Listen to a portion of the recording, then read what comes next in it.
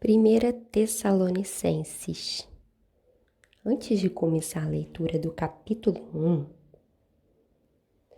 gostaria de te convidar a ler o relato de como a igreja em Tessalônica foi fundada. Este relato está lá no livro de Atos, no capítulo 17, no versículo de 1 a 10.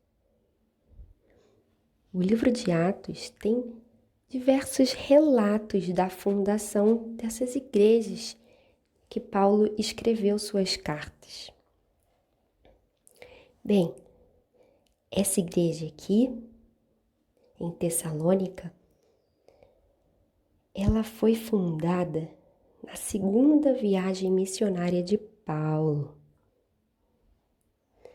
Paulo só foi para essa região do norte da Grécia porque ele ia pregar o evangelho de Jesus em Filipo. Está lá em Atos 16.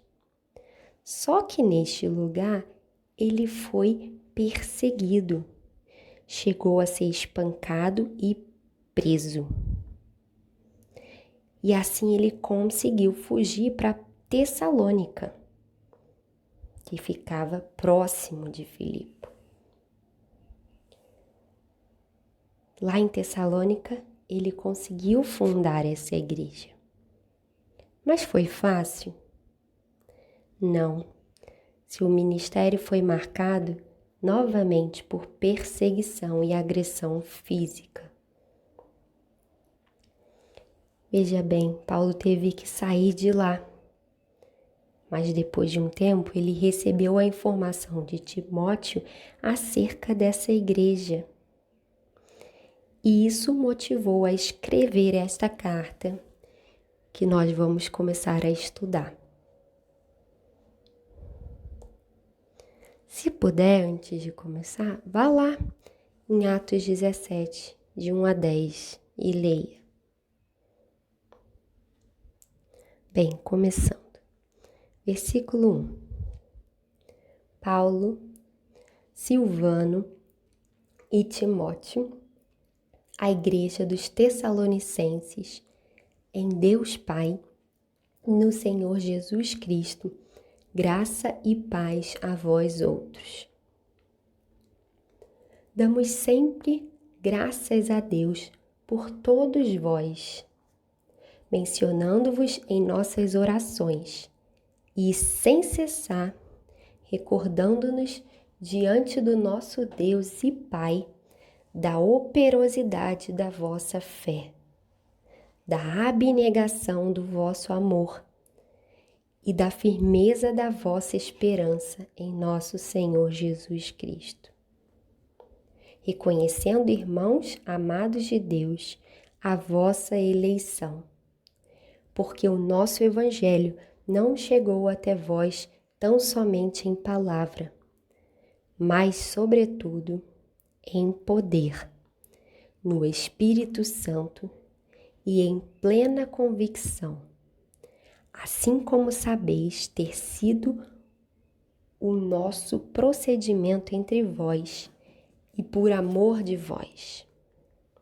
Com efeito, vos tornastes imitadores nossos e do Senhor, tendo recebido a palavra, posto que em meio de muita tribulação, com a alegria do Espírito Santo, de sorte que vos tornaste um modelo para todos os crentes na Macedônia e na Acaia. Porque de vós repercutiu a palavra do Senhor, não só na Macedônia e Acaia, mas também por toda parte se divulgou a vossa fé para com Deus, a tal ponto de não termos necessidade de acrescentar coisa alguma, pois eles mesmos, no tocante a nós, proclamam que repercussão teve o nosso ingresso no vosso meio. E como deixando os ídolos, vos convertestes a Deus, para servirdes o Deus vivo e verdadeiro, e para aguardardes dos céus o seu Filho, a quem ele ressuscitou dentre os mortos, Jesus, que nos livra da ira vindoura. Bem, se você esqueceu de orar, pedindo para que o Espírito Santo te ilumine, ore agora, se prostre diante do Deus poderoso, para que Ele tenha misericórdia da sua vida e fale ao teu coração. Como eu sempre venho dizendo, existe muita coisa para se aprender em poucos versículos da palavra. O que eu vou dizer não esgota o conhecimento, apenas vai te ajudar a compreender algumas coisas. Pensem bem, a alegria de Paulo quando recebe informações boas sobre os convertidos de Tessalonicenses, lá de Tessalônica. Eles estavam sendo fiéis à palavra de Deus pregada por Paulo. Veja só no versículo 2.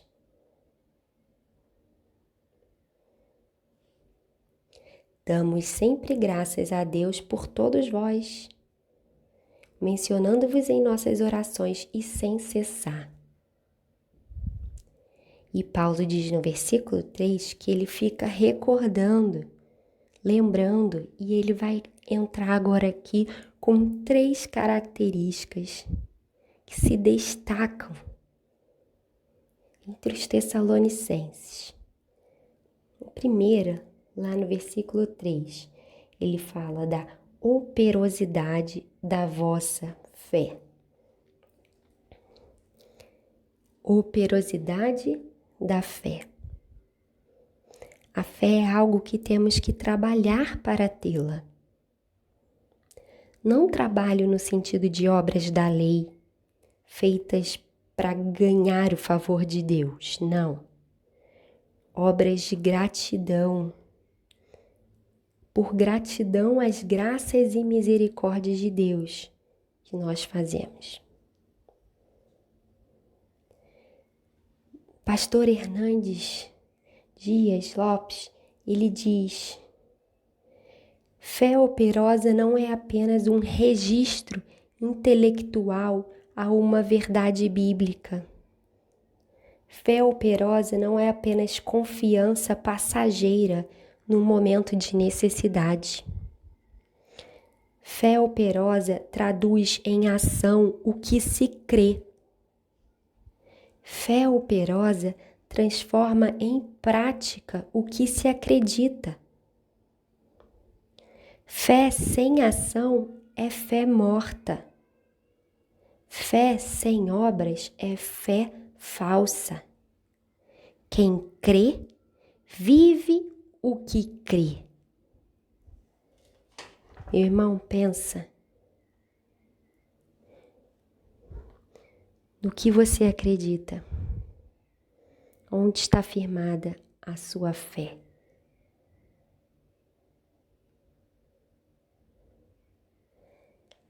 Lembra os relatos da história de Jesus lá em Mateus? Mateus capítulo 8. Os discípulos estavam com Jesus no barco, enquanto veio uma grande tempestade, as ondas ficaram grandes, o barco estava agitado. Se os discípulos criam no poder de Deus e tinham fé em Jesus, por que temeram a tempestade?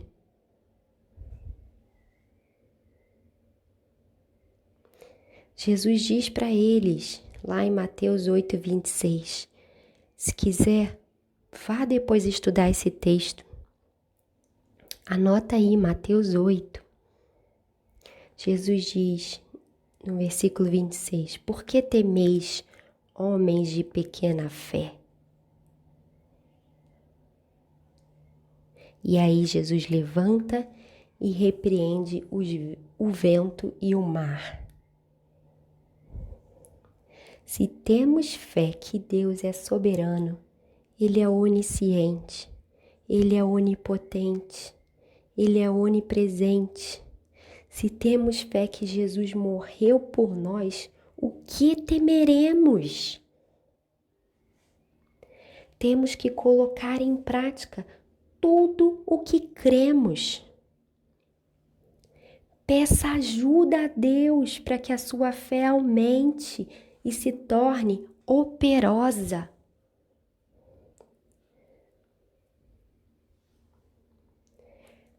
Podemos ver, continuando no texto, outra característica, outro elogio que Paulo faz a essa igreja. Está lá. Após a operosidade da fé, Paulo fala da abnegação do vosso amor. Paulo, mais à frente, vai citar este amor abnegado, isto é, um amor despreendido, nada egoísta, que beneficia ao próximo. Amar ao próximo também exige trabalho. E isso vai ser falado mais à frente. A terceira característica que Paulo cita é a firmeza da vossa esperança em Jesus Cristo. Esperança esta que deve encher os nossos corações todos os dias de alegria. Esperança em Jesus e que um dia Ele vai voltar e nos libertará das dificuldades e das preocupações deste mundo.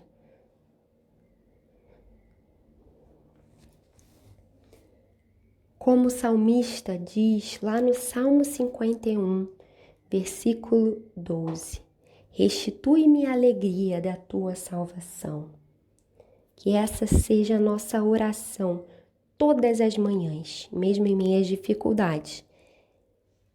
Tenhamos firmeza na esperança em que temos em Jesus Cristo, na salvação dele. Que isso nos traga força e alegria todas as manhãs. Do versículo 4 ao 5, Paulo reconhece que a palavra chegou a estes homens somente por obra do Espírito Santo e que eles realmente eram eleitos de Deus, eles tinham sido escolhidos por Deus. No versículo 6, uma das provas disso é que mesmo em meio a tribulações que eles enfrentavam, eles receberam a palavra com alegria. Alegria essa que só poderia vir do Espírito Santo. E essa palavra ficou guardada nos corações deles, a ponto de se tornarem imitadores de Jesus. Veja lá, versículo 7.